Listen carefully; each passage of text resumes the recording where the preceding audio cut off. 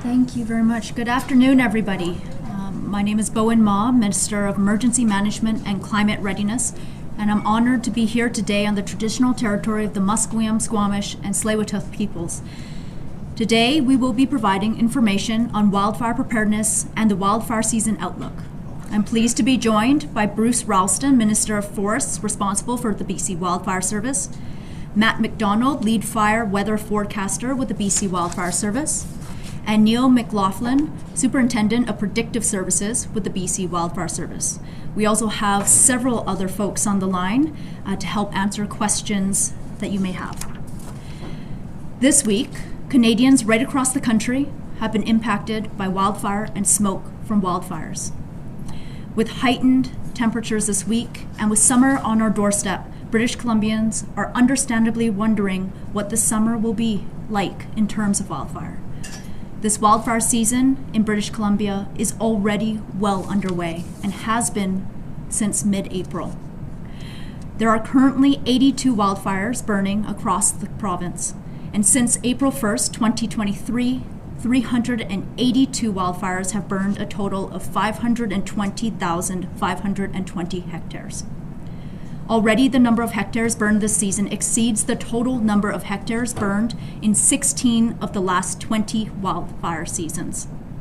99% of this fire activity so far has been within the Prince George Fire Centre, which includes central and northeastern BC. More than 1,000 personnel have been directly engaged in wildfire response efforts in the North Peace over the last month.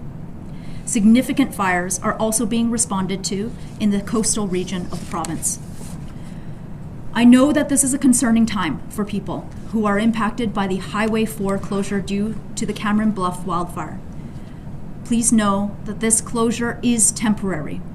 A detour is in place, but it should also only be used for emergencies. We continue to ensure that people have the essentials that they need. Trucks are making it through the detour route. There is no need to stock up on essential supplies. We are asking people to stay calm and purchase only what you need so that everyone in your communities can access the supplies that they require. Let's continue to look out for each other. I would like to thank the dedicated and professional and expert staff members from the BC Wildfire Service for all of their work to date and for their work to come this season. As well, I want to acknowledge the local fire departments that often consist of volunteers for their work in assisting to responding to wildfires. I would also like to thank communities and volunteers in evacuation centers who have supported their neighbors by administering BC's emergency support services. As a reminder, as of noon today, campfires are prohibited in most regions of the province. Open burning fires also remain prohibited across the entire province. Please check prohibitions in your region before lighting a fire of any kind. You can find this information on the BC Wildfire Service website or mobile app. As we move further into the wildfire season, I encourage and urge people to stay informed and to be prepared. While our government is making sure supports and resources are in place for the upcoming wildfire season, it's equally important that people start putting together a plan. Now is the time to understand the hazards that you face in the regions that you live in and to prepare yourselves, your family, your home, and community for any potential fires. We need people to follow all fire bans and avoid activity that may result in a wildfire. Whether you live near an active wildfire or not, I encourage every British Columbian to take 20 minutes out of your day to put together an emergency plan, including packing a grab-and-go emergency kit so that you are prepared to leave immediately if you are required to evacuate. Your grab-and-go bag should include important documents such as identification and insurance papers, and I encourage everyone to review their insurance policy for fire damage. In 2021, during the global pandemic, large-scale wildfire evacuations occurred during a time of public health restrictions, coupled with high vacancy rates in hotels across the province. Now, we have seen a significant resumption of travel and tourism, which means that hotels are not as widely available as they were in 2021. As a result, accommodation may look different in the event of significant evacuations, with greater emphasis on group lodging at community centers, and on billeting. My ministry continues to work closely with First Nations, local authorities, and other partners to identify communities and venues that can support evacuees in the event of a large-scale evacuation. This advanced planning will help keep evacuees safe and as close to their homes as possible. In the event that you are evacuated, you may find it more suitable for you and your immediate family to stay with family and friends in a community that is safe from wildfires. It is worth making those connections now and having those conversations with family and friends in other areas of the province early. I want to reassure you that if you choose to stay with family and friends, you will still be eligible for emergency support services if you require assistance, to help with costs related to billeting, food, and incidentals. I want to emphasize that the province, First Nations, and local authorities will be there to assist all families or individuals who need accommodation or assistance. Last year, our government provided British Columbians with one more tool to support them in preparing for a wildfire or other disaster. We made it possible for people to pre-register with emergency support services online using the evacuee registration and assistance tool. Pre-registration means that evacuees don't need to spend time signing up while they are in an emergency. So individuals and families can pre-register now at ess.gov.bc.ca. That's ess.gov.bc.ca. During emergencies, the province amplifies all evacuation alerts and orders issued by local communities on Emergency Info BC and Emergency Info BC's Twitter account. The BC Wildfire Service website, social media channels, and the BC Wildfire Service mobile app, which is available for Apple and Android devices, provides the location and details of all active wildfires in BC. This BC Wildfire Service app is also where you can report a wildfire. During an emergency, these platforms also share advice and resources to help people and communities stay safe. The province may also issue broadcast intrusive alerts for evacuations on behalf of communities. It is important that British Columbians are aware of these sources of information before an emergency takes place. We are seeing the impacts of climate change all around us. Climate-related emergencies are increasing. Just last month, we were dealing with flooding in parts of the province. Disaster financial assistance is available for eligible British Columbians in southeast and central areas of the province who were affected by flooding between April 27th and May 16th this year. We have also seen that heat events are becoming more frequent and projected to become more severe due to climate change. Heat is now a part of our reality, and it is critical that British Columbians understand what they can do to protect themselves and their loved ones if these events happen. Our government has worked to improve public education, communication, and services during heat events. This includes launching the BC Heat Alert and Response System, providing funding for local governments to proactively open cooling centers and provide transportation for vulnerable people, supporting First Nations and local authorities by introducing a new extreme heat funding stream under the Community Emergency Preparedness Fund, and releasing the Prepared BC Extreme Heat Preparedness Guide so individuals and families can take steps to prepare. During periods of hot weather, make sure you stay hydrated, find cool or shady locations, and check in on vulnerable family members and friends. I understand that heading into a potentially hazardous wildfire season can be unsettling for people, but I want to assure British Columbians that we are working hard to ensure communities are prepared and have the supports that they need in the event of a wildfire or other climate-related emergency. We urge individuals and families to take the necessary steps to prepare. By taking steps to be prepared and knowing where to find information, we can all gain a sense of control, sense of safety, and peace of mind. Be calm, be alert, be prepared this wildfire season. Let's enjoy the summer, but let's do it safely. And with that, I will pass it on to Minister Bruce Ralston, Minister of Forests.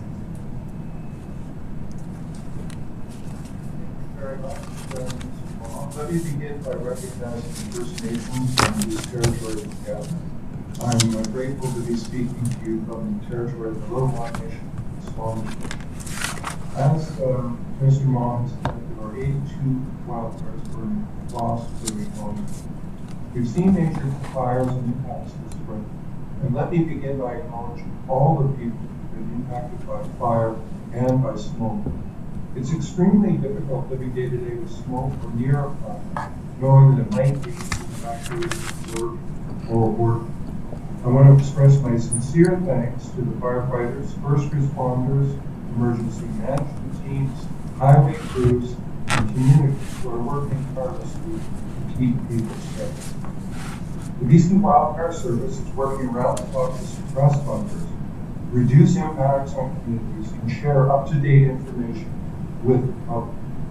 Several factors have combined to raise concerns about the current fire season. We had a very dry spring across the province.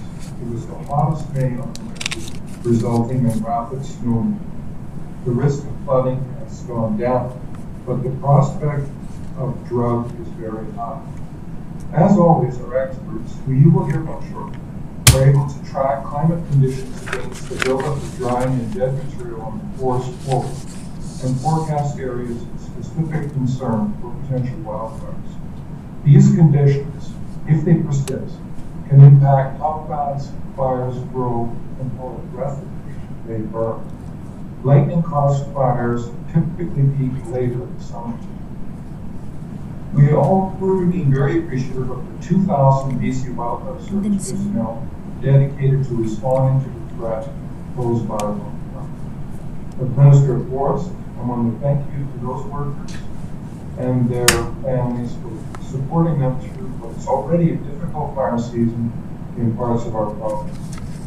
Ahead of this year, we made critical investments, the largest in our province's history, to strengthen wildfire preparedness and response. Most important, we moved BC Wildfire Service to year-round operations to boost fire preparedness and planning. This year, BC Wildfire Service hired 100 new permanent staff and brought on 330 new recruits for fighting fires. We've invested in new structure protection units, drones, camp infrastructure, and mass water delivery systems to assist with fire suppression. We doubled the annual funding for wildfire prevention programs.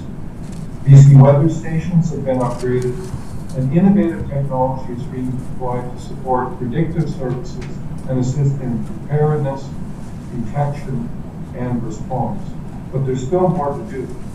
Given recent history and knowing that climate change will result in more impactful fires, we will keep working to boost the staff and equipment of the BC Wildfire Service. Let me also recognize the work of First Nations and local governments who have already been responding to fires and preparing their communities to be wildfire ready. Thank you to all the BC communities and families who have undertaken the work required to become a designated fire smart community. I urge all communities to subscribe to that program. As we boost capacity at the BC Wildfire Service, we are also supporting the efforts of local governments and First Nations governments to prepare for fires, reduce wildfire risks, and respond to fires when they occur. In summary, we continue to address the threat of fires proactively. We continue to expand our response capacity and provide support to communities. And we continue to connect with the experts who can give us a sense of what may lie ahead for the remainder of this season. So at this point, I'd like to turn it over to the BC Wildfire Service personnel. Thank you.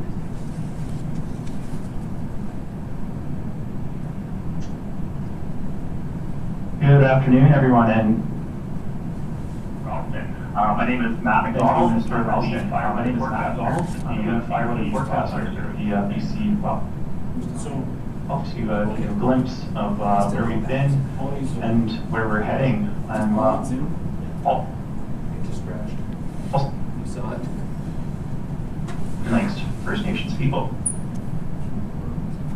So before we look out into the future, it's actually really practical to look at where we've been. And if you remember back to the fall of 2022, it was a very dry, very warm October. And believe it or not, that really set the stage for the 2023 wildfire season.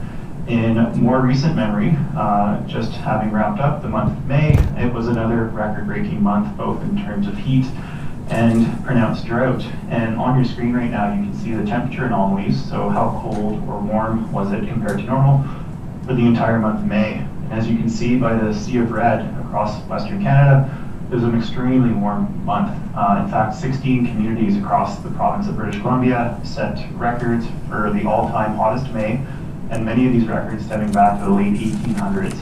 Very hot and additionally very dry.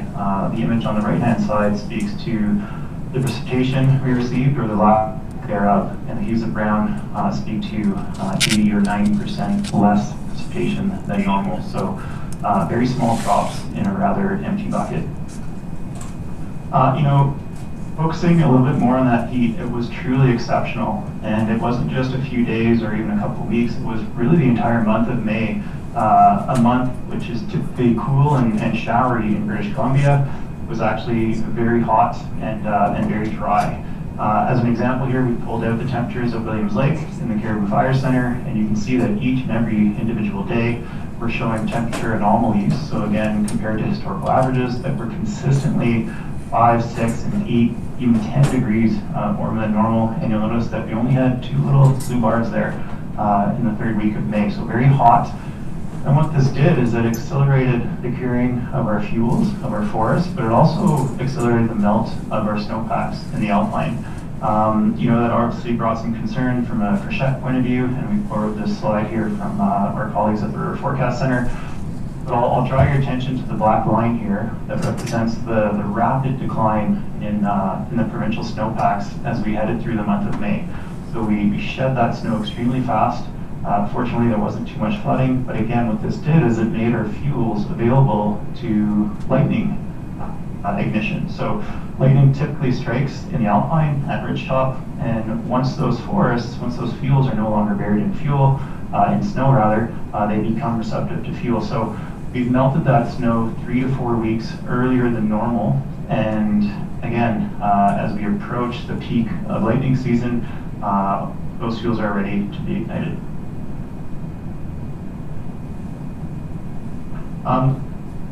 Touching on the drought a little bit more before I pass it over to my colleague, Neil McLaughlin, there's many different ways we can define drought.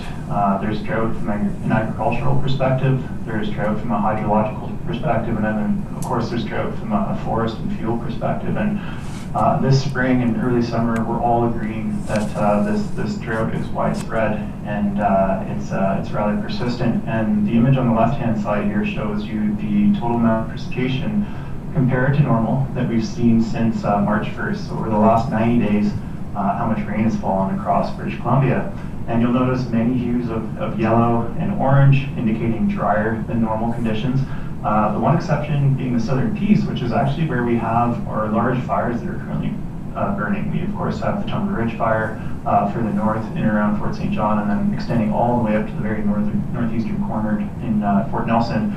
It may seem surprising to see some green there, but we have to remember the fashion in which this precipitation came. So we actually had a 2-day wonder of heavy rainfall. We picked up 40 to 50 millimeters of rain, and when we receive rain in that type of fashion, it doesn't infiltrate the ground, it doesn't help our fuel as much, it's too much in a short period of time. And really those fires just kept burning only a couple days after all that rainfall.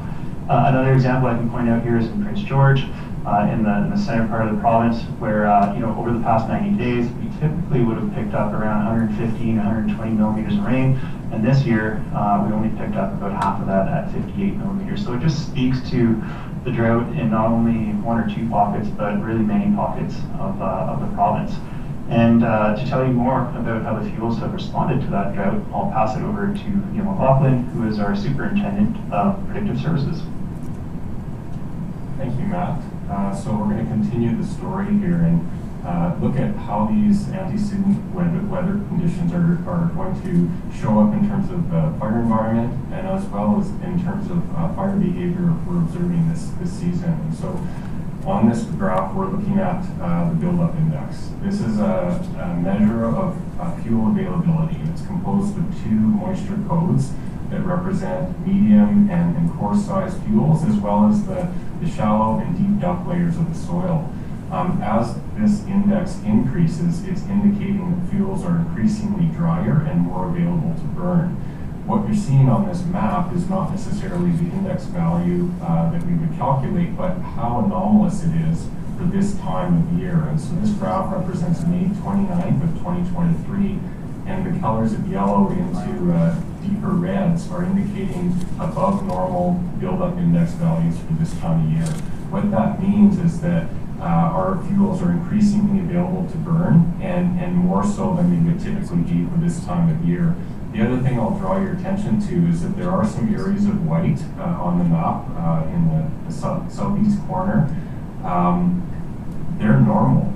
There is nowhere on this map that we're seeing anything that's below normal for this time of year. So this map is now 10 days old, and we've been drying fuel steadily since then.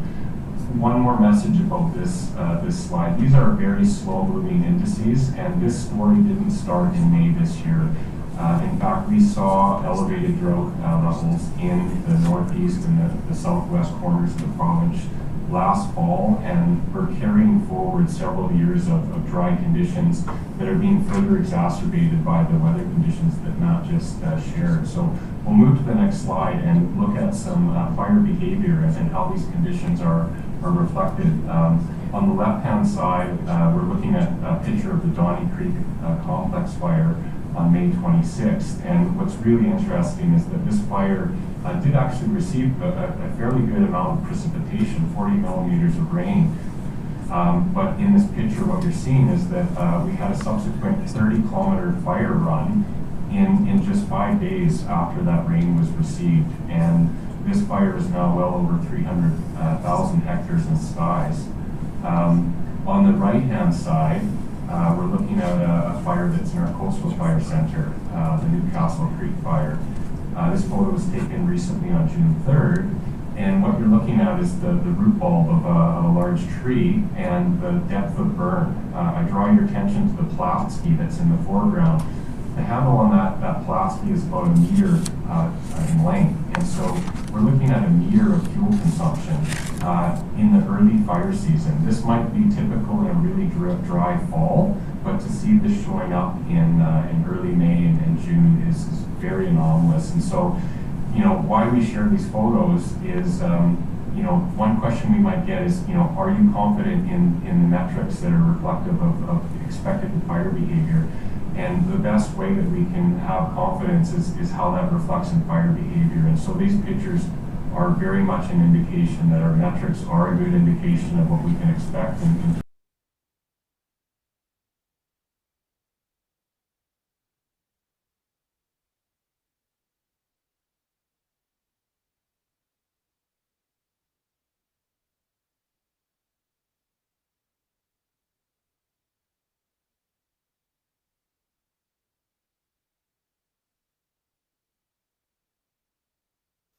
Great, thank you, Neil. So Neil and I have just set the stage for where we've been, where we currently sit, and now we'll shift gears and look into the future. We're fortunate to work very closely with the great meteorologists at Environment and Climate Change Canada. They recently issued their summer outlook for 2023, and we'll start with the top left image, which is the probabilistic chart for June. And really what we're looking at here is not necessarily the intensity of the heat, but the probability of 3 different categories. And so in hues of orange and red is high probabilities of a warmer than normal June. And you can see that right across Western Canada. As we shift into July, those hues simmer down, if you like, to about 40 or 50%, so a little less of a stronger signal. And then as we get into August, that signal re-intensifies. We get back into those deeper oranges. And so if we put the 3 months together, you get the larger image, which is the seasonal outlook for temperatures for 2023. And as you can see, there's a fairly strong signal right across the country for a warmer than normal summer. And these long-term seasonal forecasts need to be taken with a grain of salt. Right now we're very confident that this current heat spell is going to end this weekend. We'll get into some more seasonal weather next week, but then we have more heat on the way. From a precipitation perspective, Again, we'll start with the panel in the top left corner there. And as you can see from the shades of brown, we're expecting a very dry June. Of course, we're already 8 days through the beginning of June. We are expecting a little bit of showers later on next week. But, given those persistent deep drought conditions that Neil spoke to, it's not going to be enough rainfall to alleviate these deep persistent drought conditions right across the province. I should emphasize that unfortunately, despite the advancements in science, the skill of anything longer than perhaps a 2-week forecast from a rainfall perspective just simply doesn't have too much skill. So we'll have to see what the remainder of summer will bring as we get into the true core of fire season, which is July and August. But suffice to say that those are typically our driest months, and the possibility of playing catch up is very limited. So going forward from this point, we thought it'd be helpful to lay out 3 possible scenarios. And we'll start with the one on the left, which is currently what we're experiencing in across all of British Columbia. It's very hot outside. We're reaching the mid-30s again today in the interior. Not only is it hot, but it's extremely dry. We really keep close eye on relative humidities, and those have been down in the single digits. So when we get below 10% relative humidity, which we are currently doing across a good chunk of the interior of the province, those are like desert-like conditions, and it just, again, accelerates the drying of those fuels and exacerbates the drought.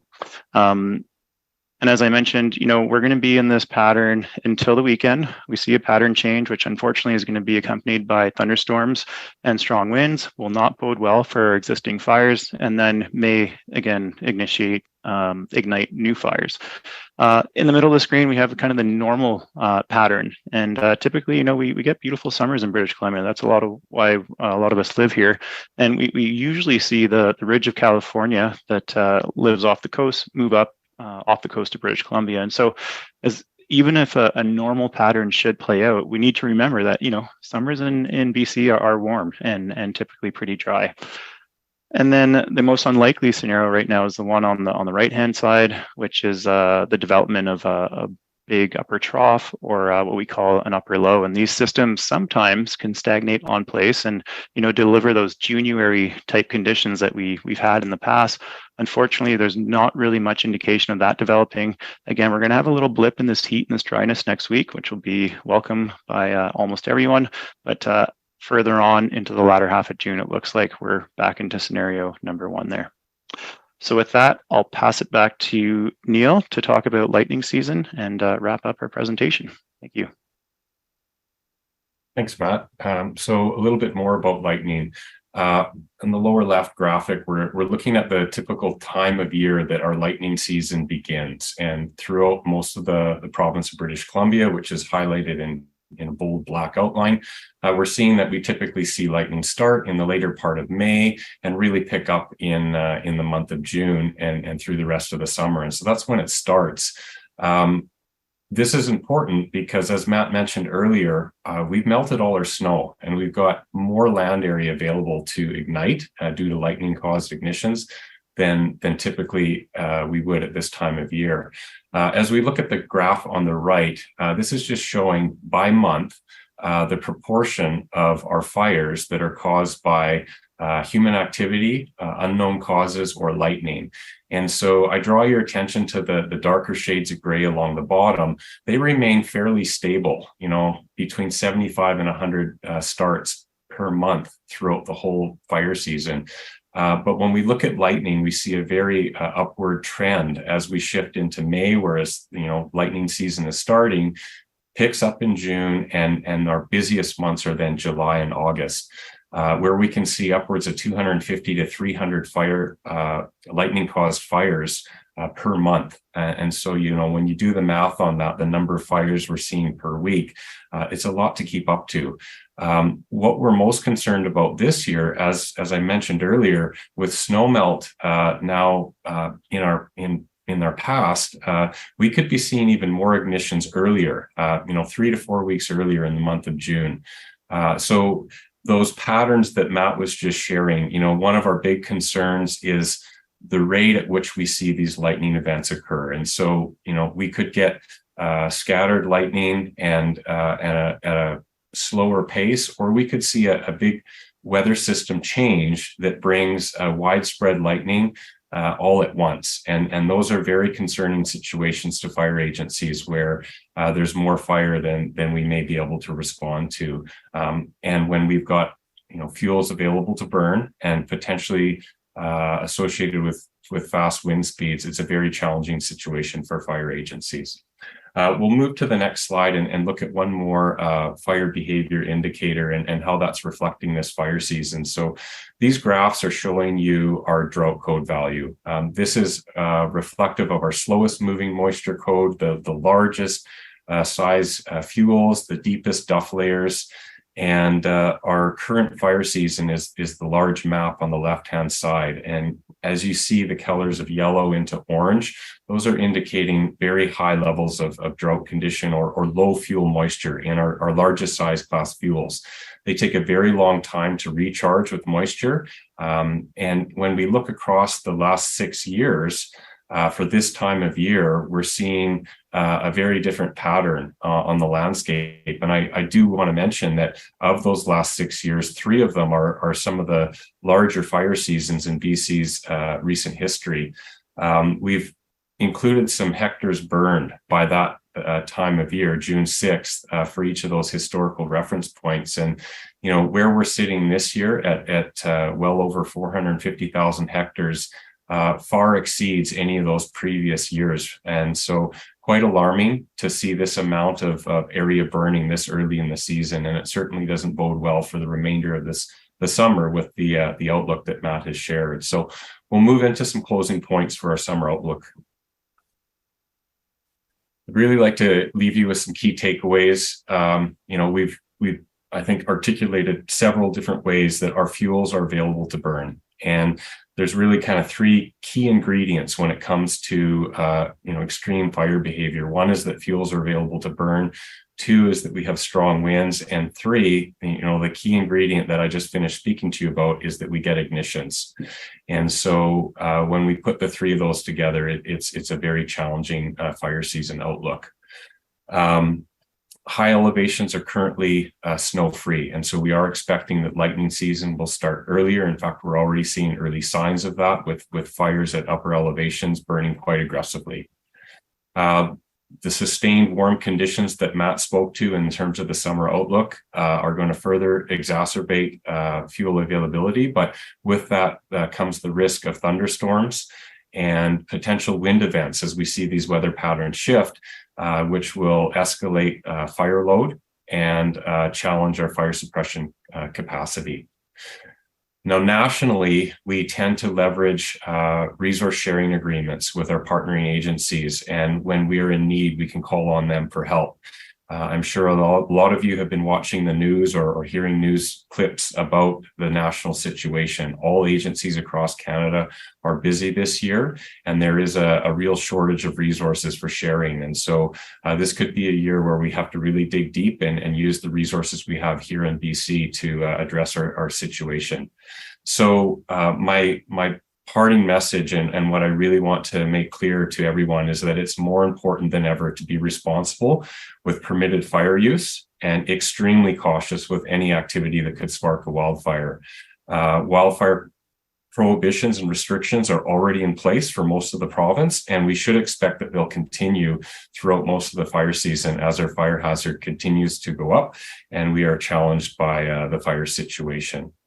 So with that, I'm going to pass it back to Minister Ma as we move into our question period. Thank you.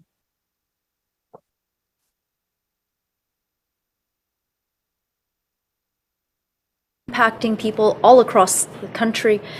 People are British Columbians are concerned about wildfires here, and we are certainly anticipating a challenging season ahead, but I do want to assure British Columbians that our government is doing everything necessary to make sure that the proper supports and resources are in place for the upcoming season.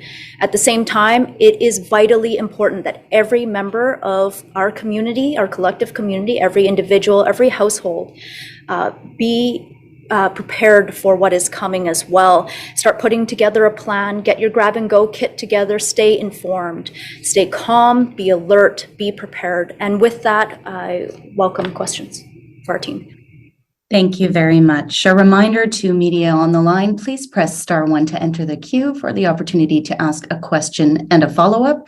Thank you very much, everyone, for bearing with us as we faced some audio-visual challenges for this availability. I will also note that we have additional speakers on the line who are available to answer questions should they pertain to their subject matter expertise. We are going to start in the room. We'll hear first from Lauren Collins, Black Press. Lauren, please go ahead.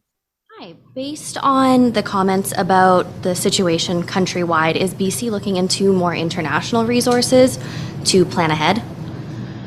So British Columbia earlier in the wildfire season did deploy some teams over to Alberta. We are calling them back here to British Columbia within the next few days.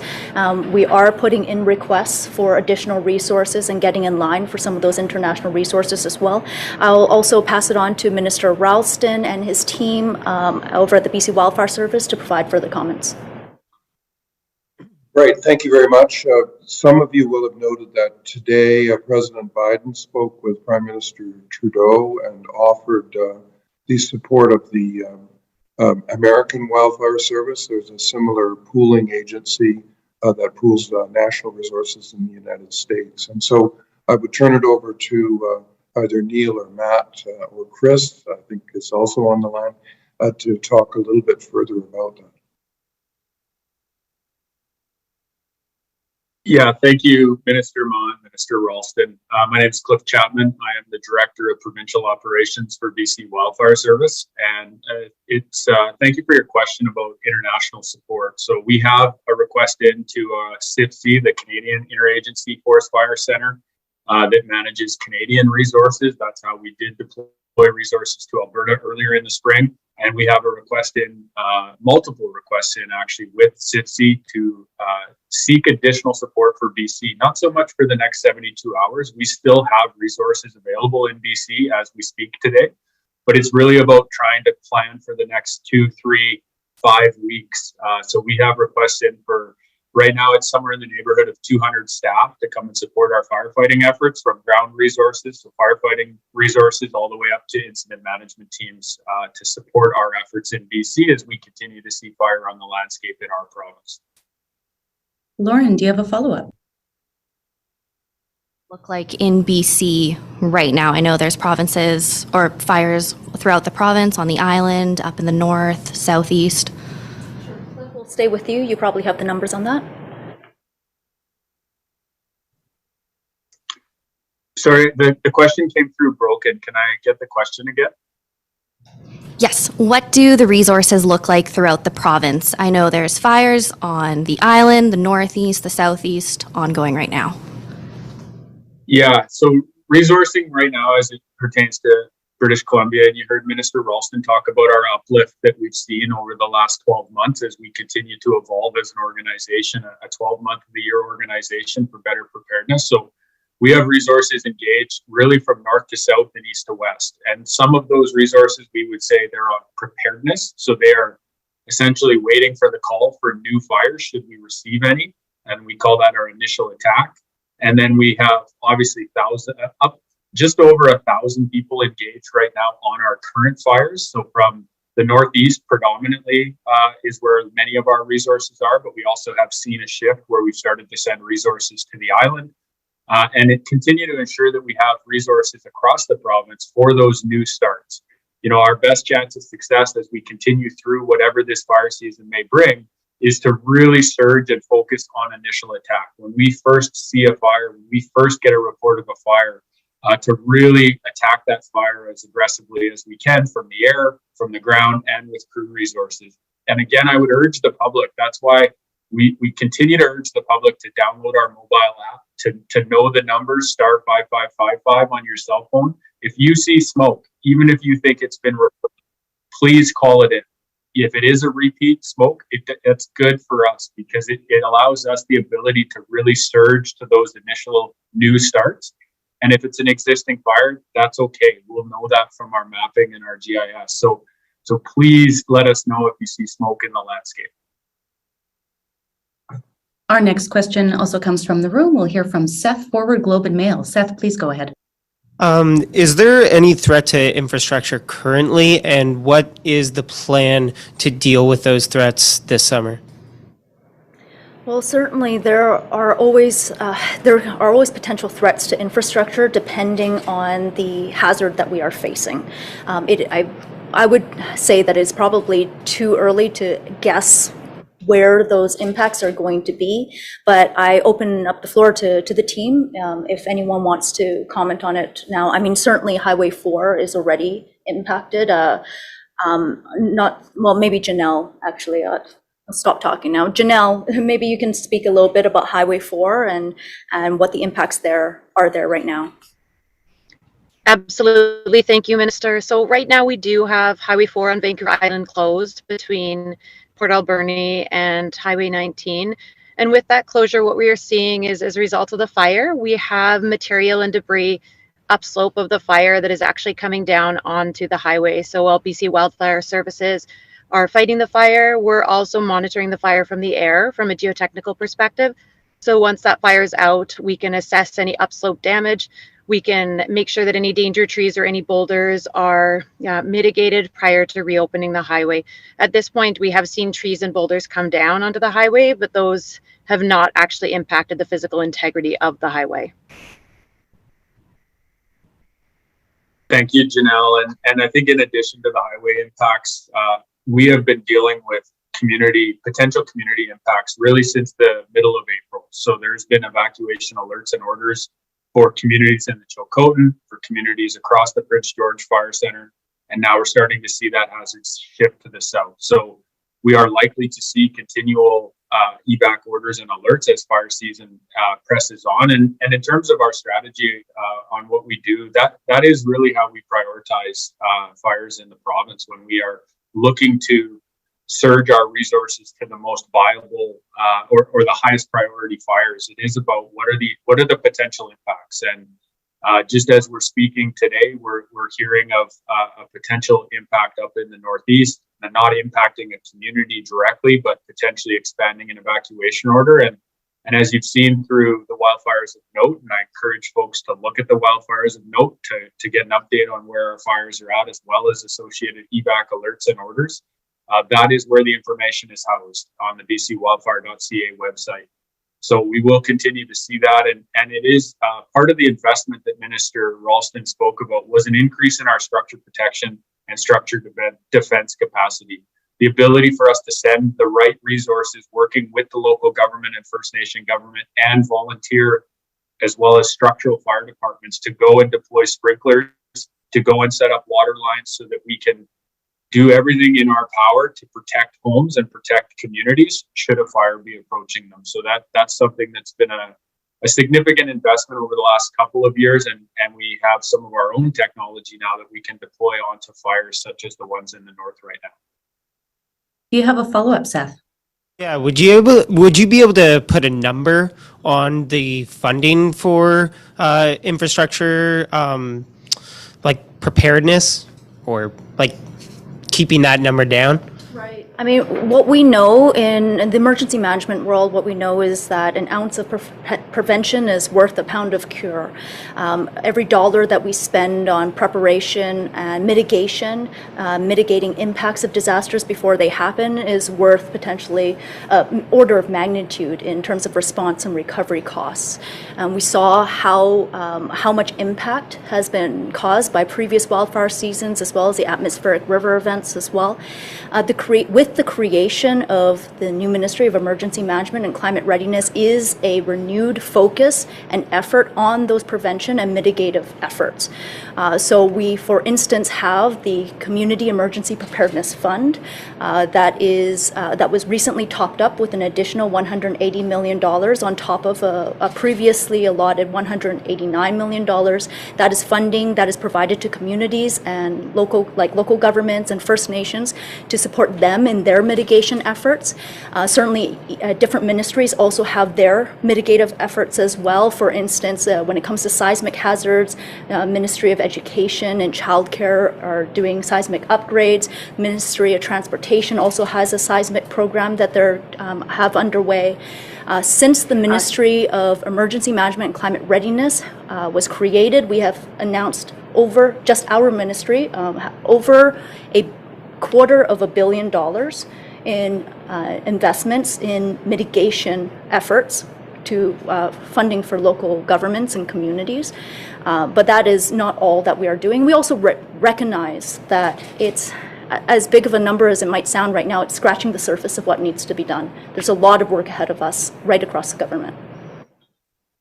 And for the next question, we are going to the phones. Our first question from the phones comes from Richard Zussman, Global News. Richard, please go ahead.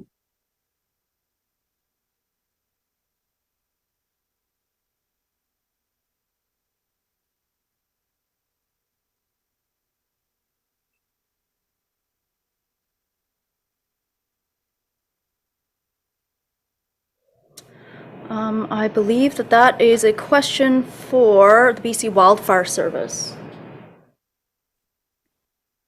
Richard, are you able to repeat your question just so we can hear it here on the Zoom? We weren't able to pick it up.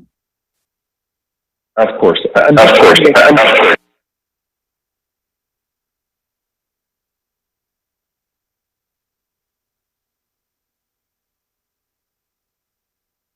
Apologies, we still can't hear your question over Zoom. Would we be able to get the question was about how this wildfire season compares with historic wildfire seasons in the past, and is this likely to, the question was whether this was likely to be the worst wildfire season that we have experienced in the province. Is that right, Richard?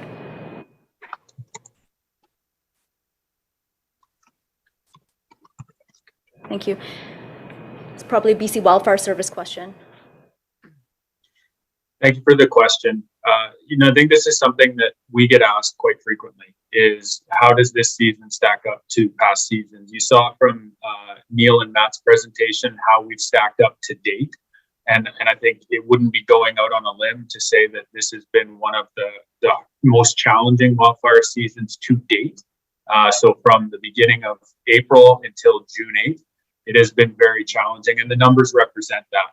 We're seeing really on our 10-year average, we would see roughly 20,000 hectares of fire on the landscape at this point in the year. And those include 2017, 2018, and 2021, three of the most challenging fire seasons BC has ever faced. So 20,000 hectares is our 10-year average, and we're at just over 500,000 hectares burned so far this spring. So hard to forecast whether or not it will be as challenging as some of the seasons in the past, 17, 18, and 2021. But I would say, as we saw through the forecast today with Matt and Neil, that I think British Columbians, BC Wildfire Service, communities, First Nation communities, we all have to be prepared that this season is going to be very challenging, or has the potential to be. Certainly the variables are lining up in such a way that if we don't see significant precipitation, significant rain happen across the province, that we will be carrying hazard. The other ingredient, though, is going to be starts, ignition sources. And as we know, and Neil and Matt spoke to, we are just entering into our lightning season. And with the prohibitions in place, we should see a reduction in human-caused fires, but we can't control the lightning-caused fires, obviously. So it doesn't answer your question directly. I would suggest that as British Columbia, we need to be prepared that this is going to be a very challenging fire season. Thank you very much, Richard. We'll give it a go for the follow-up. Please proceed.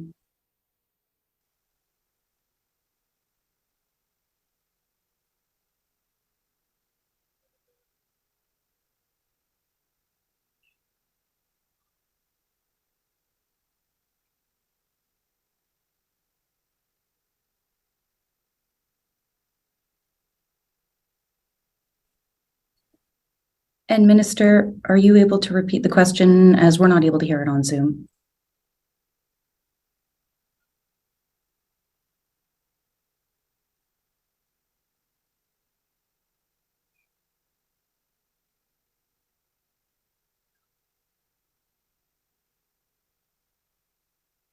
There, and just because I know that we're having some technical challenges, your latter question, Richard, was about the campfire ban and basically what's to come of that, whether it's going to be in place for the entire summer, how we anticipate it changing, whether it expands or contracts. And your first question was probably a question to Janelle State of Ministry of Transportation Infrastructure about a detour route with, and then I didn't quite catch it. I take it as a Highway 4 detour route. Can you maybe repeat that part? The province would have to work with management to open the Horn Lake Road as an additional detour around.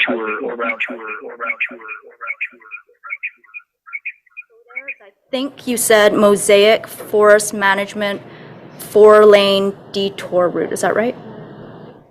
Horn Lake Road. Okay. Is Janelle, maybe that. Yeah. Thanks, Minister. So we have yesterday opened a detour route between Port Alberni and Lake Cowichan. We've been working closely with private industrial roads as well as Forest Service roads. So that detour route is gravel. It is narrow. It has some challenging segments, but certainly for folks that are essential services, they can travel through there. People who have an essential need to travel, commercial goods to make sure that goods and amenities are getting to and from the West Coast. It's working very well. We have had some people approach us about the possibility of working with Mosaic to open the Horn Lake Connector, as it's called locally. That connects Highway 4 back through Horn Lake a little bit to the north and intersects with Highway 19 just north of Qualicum. We've been chatting with Mosaic about that, and for very specific vehicles, we are using this road with the permission of Mosaic. So emergency services at the request of Mosaic are able to get through there. We have some critical BC Wildfire Services personnel getting through there, as well as ministry maintenance contractors getting through there. This is a single lane road. It only enables traffic to get through if it's piloted. It cannot handle commercial vehicles, and it needs 4x4 vehicles to get through there. So it's certainly not an all-encompassing detour route, but one that is being used very specifically for high-need vehicles along the way. But as I said, the detour route that we have operating on industrial roads and Forest Service roads between Port Alberni and Lake Cowichan is working very effectively at this point. And I'll address your campfire question. And I think it's worth recognizing that this is, and don't quote me on this, but I believe this is the earliest we've seen essentially a provincial-wide campfire prohibition come in this early. As we've heard and we all know, it's June 8th. Kids are still in school. The camping season is just beginning, and we recognize that people enjoy having campfires. Saying that, we're obviously putting this prohibition on for a reason. The conditions are such that we believe we really cannot afford to have human-caused fires. We heard the update on resource draw across Canada. If we reflect back on the national picture for the 3-month seasonal outlook, the entire country is in hues of red. So the forecast right now is that all of Canada will see hotter and drier conditions for the summer months. So what that means is there'll be less opportunity for us to lean into our partner agencies, Alberta, Saskatchewan, Ontario, etc., to have support to fight fires that are in BC. So I am not saying that campfire bans will be on for the duration of the summer, but I also am not saying that they won't be. I think it's something that we take very seriously in BC Wildfire Service, trying to balance the needs of the public with the operational demand and fuel conditions that are happening on the landscape. So if we see significant rainfall, we may start to pull campfire prohibitions off. If we continue to see hot and dry conditions and fires on the landscape, we will likely keep the prohibition on. And that's something that we can obviously take it off and then put it back on again. And that's something that we're always conscious of. So in terms of the length and time that the prohibitions will be in place, it's too soon to answer that question. But I think we need to be prepared that if we don't see rain, that prohibitions will remain in place for the foreseeable future. Thanks very much, Cliff. We're going to go to the next question from the phones. I'm going to be listening on another line, and if it needs repeating, I will do that. We'll go to Mira Baines, CBC. Mira, please go ahead.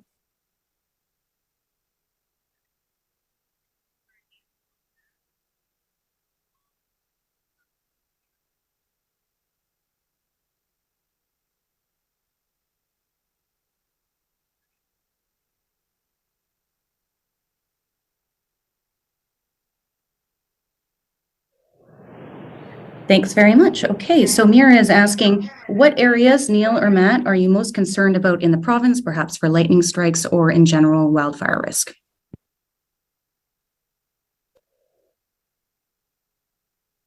Yeah, great question. As we speak, there are actually thunderstorms that are entering the southeast corner of the province, and our fire weather forecaster for the Southeast Fire Center just recently issued a thunderstorm warning.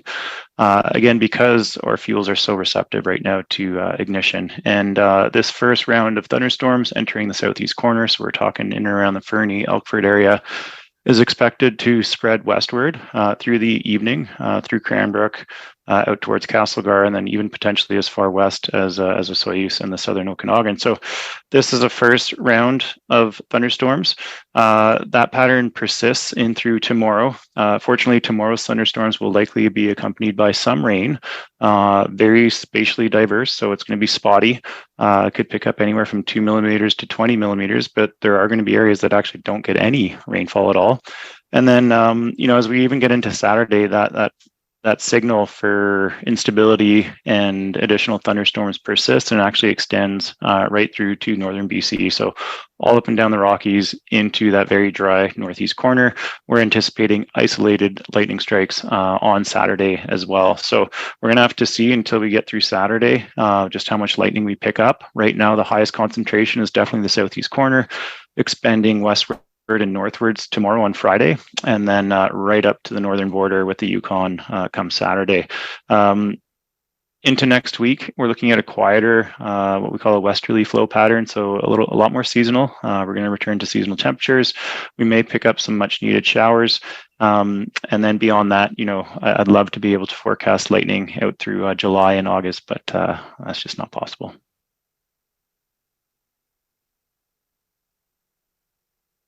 And we'll go to Neil McLaughlin next. Yeah, thank you. Just to add to Matt's comments there, we have a couple different moisture indices that we track, and one of them gives us insight in terms of holdover ignition. You are now rejoining the main conference. Most of the province is available to lightning ignition, with the exception of the far northwest corner of the province. Unfortunately, we don't get to choose where lightning strikes. I think one of the things we're most concerned about is large events that bring lightning close to communities and human values. And so that's the trick is we don't have a choice in that. But really, there's concern across most of the province, and it'll be a matter of tracking storm systems as they materialize in terms of where that could occur. And if it's close to communities, that could be problematic. I think I want to emphasize what I shared earlier. It's not so much lightning, it's the pace at which we get starts. And so if we get a large, widespread lightning event that brings a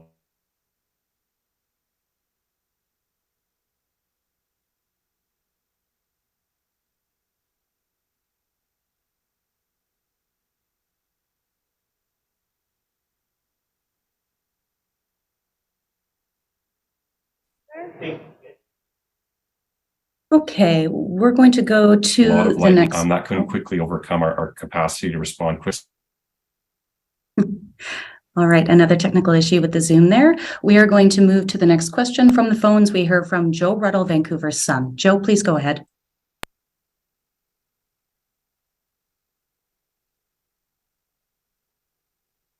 Joe has left the meeting. Thank you very much. We are going to go to Michelle Bernoro from CTV. Michelle, please go ahead. Hi there. Thanks for taking my question.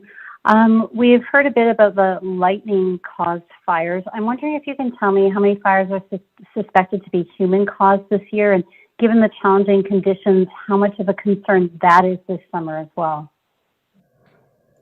Cliff, I'm guessing that's a you question as well. Thank you, Minister Ma. So yeah, we do have the breakdown. Obviously in the spring, as we entered into April, May, June, where we are now, the majority of our fires are human caused, whether that's, backyard burning, landscape level burning with industry, and at times campfires and other fire use activities. So the breakdown to date is we've had roughly 240 of our fires have been human caused. 132 of our fires have been lightning caused, which is higher than normal for this time of year. And we're picking, most of the fires we're picking up now are lightning caused fires. And then there's a handful of fires that are still under investigation with our fire origin and cause team. In terms of the concern through the next 2-3 months, that is really why we have the ability to put fire prohibitions in place. We put the fire or category 2 and 3 prohibitions in, I believe it was 2 weeks ago, and that's to limit that backyard burning, that industrial burning. And now we're taking the I would say for this time of year, unconventional step of putting campfire prohibitions in place as well. I will say the one thing about British Columbians is that we're working through this together over the last 5-6 years. This fire has become a sort of a main problem, a main challenge for this province to face. There's far more care being taken out on the landscape when we are introducing fire. So I do not suspect it to be a challenge over the next 3 months, in particular as we have prohibitions in place, but also giving the public some credit for using fire with care and being careful with how they utilize fire. And so we've seen that over the last couple of years is a decrease in human caused fires because there is more care in British Columbia as we all face these challenging fire seasons together. Michelle, do you have a follow-up? Yes, I do. I'm not sure if you would have this information handy, but do you have any idea roughly how many hectares have burned this year in fires that were human caused? I don't have that number directly right in front of me, but I'm happy to get that number back to you through our event coordinator. Thank you very much. And our last question today comes from Brianna Charlebois, Canadian Press. Brianna, please go ahead. Great, thanks so much. I'm just curious if we have any idea when you anticipate Highway 4 to reopen. Do you have an estimate on that? Thank you, Minister. So as I say, we have been working closely with BC Wildfire Services to understand the status of the fire. So at this point, for the safety of those folks who are fighting the fire, as well as the safety of ministry staff, it remains closed. When the fire is at a stage where we're able to get our staff in there and our contractors in there, we're on standby to do that, to get to the upslope, to be able to assess the hazards above, the trees, the boulders, to make sure there's no risk of that coming down onto Highway 4, which is an extreme risk to the traveling public. So working very closely to make sure there is no delay in that time frame, but at this point, no time frame in terms of its reopening. Do you have a follow-up, Brianna? Yeah, thanks so much. I'm just sort of wondering if the fire is also a threat to Cathedral Grove, and if so, what's being done to protect it? I will pass that question over to BC Wildfire Services. At this time, the fire is not a direct threat to Cathedral Grove. Obviously, it's early. We're continuing to surge response resources to that fire, including aircraft, air tanker resources to really try to box it in where we have operable ground. So at this point in time, no.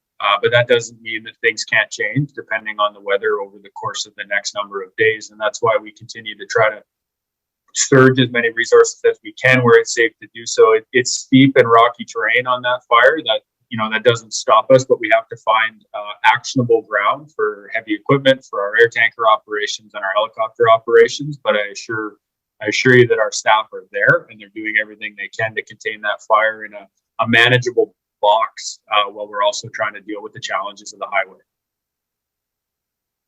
Thank you very much, everyone. That concludes today's availability. Have a good afternoon.